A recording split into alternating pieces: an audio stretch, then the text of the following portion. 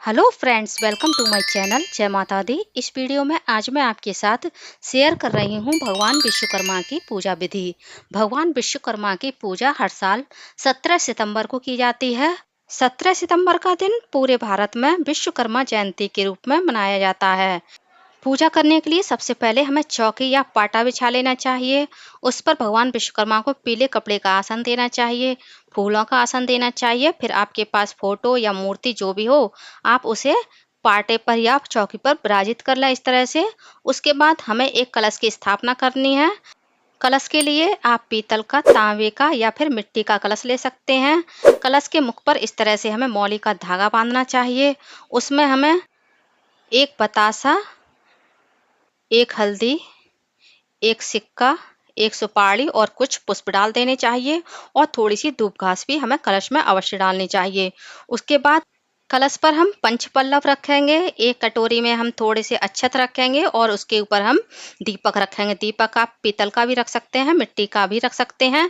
आप चाहें तो कलश के ऊपर नारियल भी विराजित कर सकते हैं। अब हम कलश को थोड़ा सा चावल देकर आसन दे देंगे और उस पर हम कलश को विराजित कर देंगे। कलश के ऊपर हमें कुमकुम से एक स्वास्तिक बनाना होता है, जो कि मैं पहले ही बना चुकी हूँ।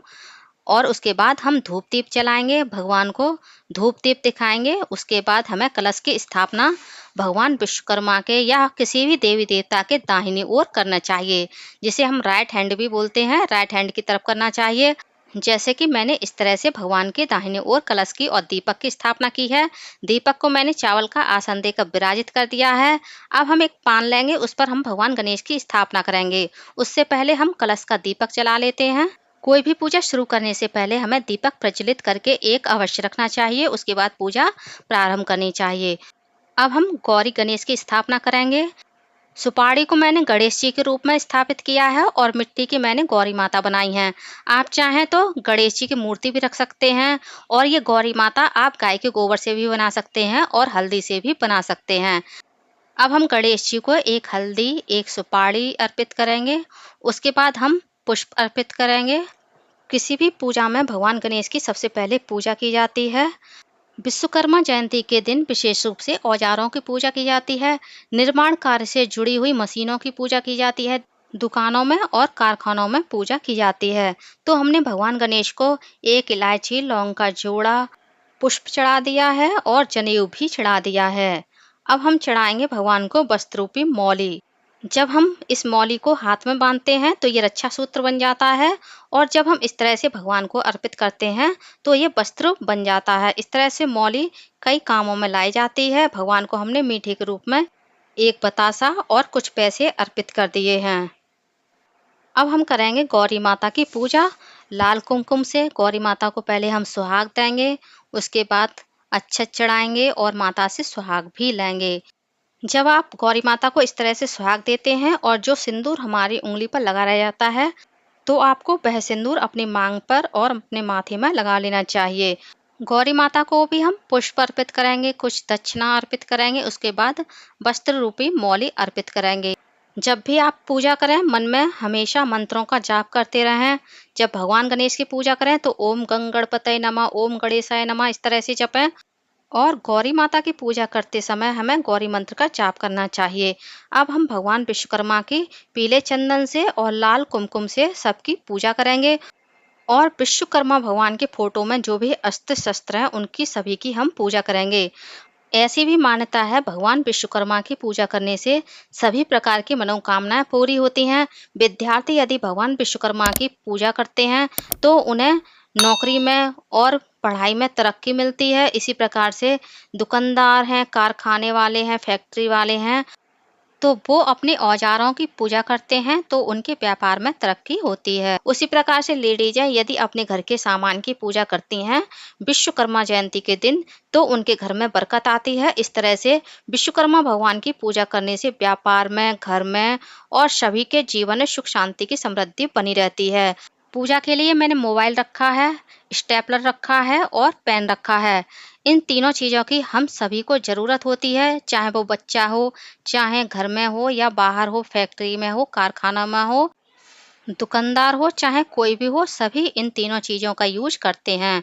इसके अलावा आप कंप्यूटर, लैपटॉप, ट्राइपॉड, कैमरा, इनका भी पूजन कर सकते हैं, कैंची का, चाकू का और अपने घर में इस्तेमाल होने वाली सभी चीज़ों का भी आप पूजन विश्वकर्मा जयंती के दिन कर सकते हैं। अब हम विश्वकर्मा भगवान को एक लौंग, इलायची और बतासे के साथ पान अर्पित करेंगे।